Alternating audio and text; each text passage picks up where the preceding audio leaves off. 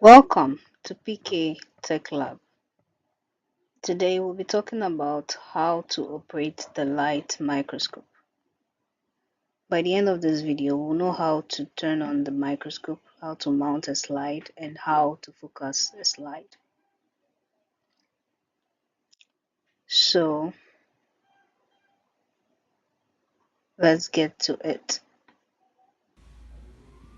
First, to use the microscope, we need to connect the microscope to an appropriate power supply.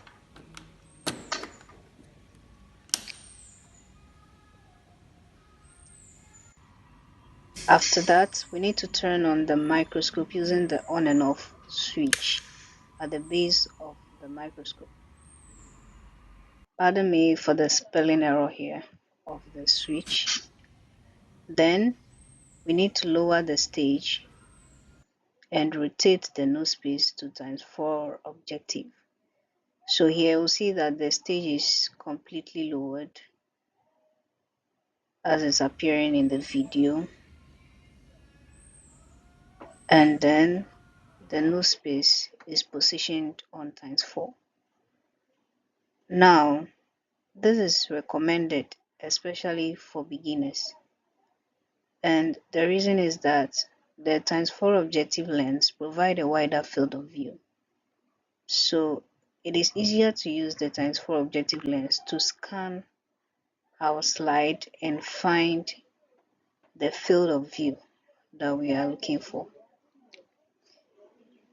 Also, when the stage is lowered completely for a beginner, it eliminates the problem of knowing the direction to go when operating the microscope or when moving the stage. So when the stage is completely lowered, we can only move up, and that helps to focus the specimen easily. So if you are a beginner, always remember to lower the stage and rotate the nose piece 2 times 4 when you are starting your focusing. Then now we place the slide on the stage and then we support it with the stage clips. Alright. Then, while looking through the eyepiece and using the coarse adjustment knob, we are going to raise the stage up gently until we see the field of view through the eyepiece.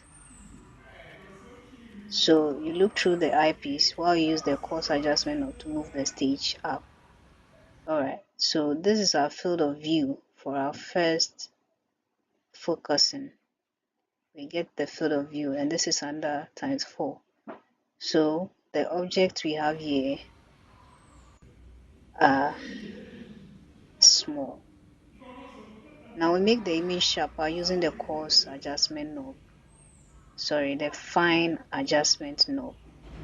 By rotating it either clockwise or anti-clockwise, we make our image sharper, or what we see through the eyepiece, we make it sharper.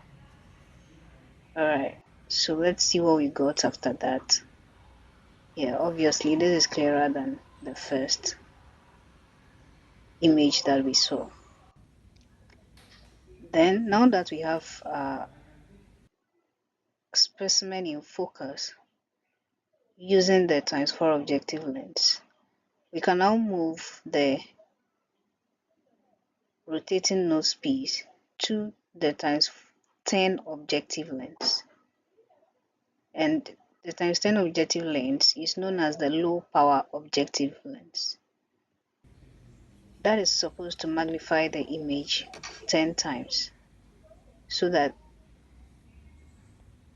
the specimen appears larger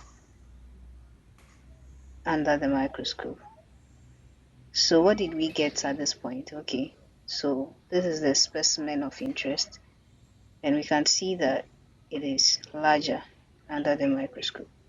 Now this slide is a random slide, so it's just a random object that we have on the slide. We are trying to learn how to focus with it. Okay, so After that, we move to the high power, which is the times 40 objective lens. It will magnify the image even further. At the high power, it is recommended that biological drawings are done at the high power.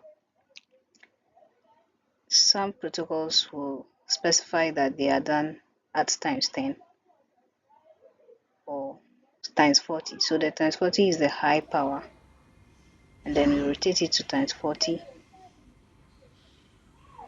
The object should be looking bigger than it was under times 10. Okay, so we could see that the whole object could not fit in the field of view under times 10 because it magnifies a specific area of the specimen. So we can now use our stage knobs to move the slide around so that we can focus on the part of the specimen that we specifically want to work with or observe. So, like we said earlier in our previous video, the stage knobs, the one above is for moving the stage forward and backwards, and the one below for moving the stage sideways. So we do that, and then we can get the specimen into position.